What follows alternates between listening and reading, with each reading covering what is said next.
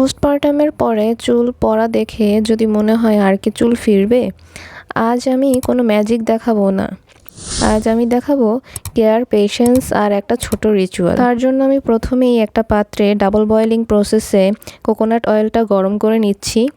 চুলায় তেল গরম করলে তেলের গুণাগুণ নষ্ট হয়ে যায়। এখন আমি এই তেলের সাথে আরেকটা তেল অ্যাড করব, যেটা হচ্ছে রোজমেরি অয়েল, সেই ম্যাজিক্যাল হেয়ার অয়েল। এটা আমি খুব অল্প পরিমাণে অ্যাড করব, কারণ এটা খুবই স্ট্রং একটা হেয়ার অয়েল এবং এটা খুব অল্প পরিমাণে অ্যাড করতে হয়। বেশি ইউজ করলে আসলে স্কিন পুড়ে যাওয়ারও সম্ভাবনা থাকে। তো আমি এখানে ইউজ করছি আড়ং আর্থের হেয়ার অয়েলটা। আপনারা যে কোনো রোজমেরি অয়েল ইউজ করতে পারেন, এটা কোনো প্রমোশন না।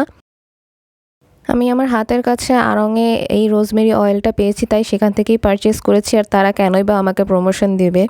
তো যাই হোক, এখন আমি একটা পাত্রে কোকোনাট অয়েলটা ঢেলে নিচ্ছি, এটা গরম হওয়ার পরে, এবং এর মধ্যে এখন আমি রোজমেরি অয়েলটা অ্যাড করব।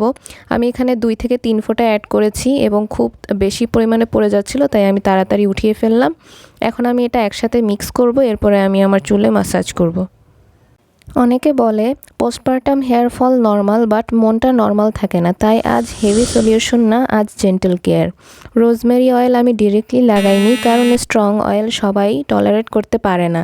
আমি এটা মিক্স করেছি আমার রেগুলার অয়েলের সাথে, যেটা আমার স্ক্যাল্প অলরেডি চিনে।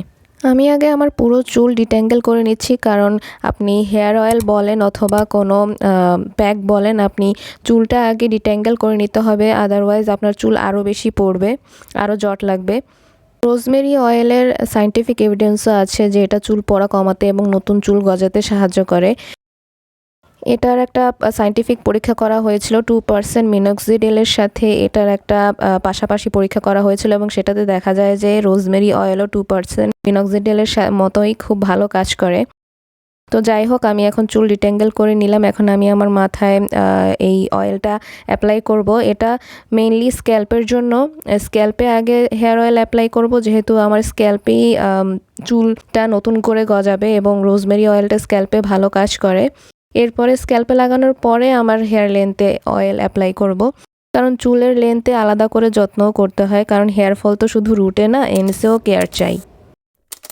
এখন চুলে সেকশন বাই সেকশন এই অয়েলটা অ্যাপ্লাই করে নিতে হবে, সেকশন করে করে, অল্প অল্প সেকশন করে, তারপরে হেয়ার অয়েলটা লাগালে সেটা খুব ভালো করে আমাদের স্ক্যাল্পে লাগবে এবং ম্যাসাজ করলে এখানে ব্লাড সার্কুলেশনও ইমপ্রুভ হবে এবং ব্লাড সার্কুলেশনের ফলে আমাদের চুলের গোড়াও মজবুত হবে।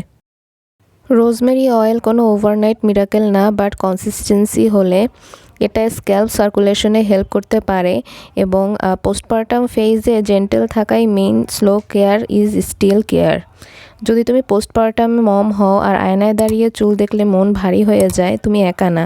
চলো, প্রেশার না, জাস্ট কেয়ার। এখন স্ক্যাল্প ম্যাসাজার দিয়ে মাথায় খুব সুন্দরভাবে ম্যাসাজ করব। এটা ব্লাড সার্কুলেশন ইমপ্রুভ করতে সাহায্য করবে, আর মাথায় যেসব বিল্ড আপ হয়েছে খুশকি বা ময়লা, সেগুলো আলগা করতে সাহায্য করবে। এটা তোমরা হেয়ার অয়েলিংয়ের পরেও ইউজ করতে পারো, আবার শ্যাম্পু করার পরেও এটা ইউজ করতে পারো, তাহলে মাথার ময়লা খুব সুন্দরভাবে এটা দিয়েই চলে যাবে।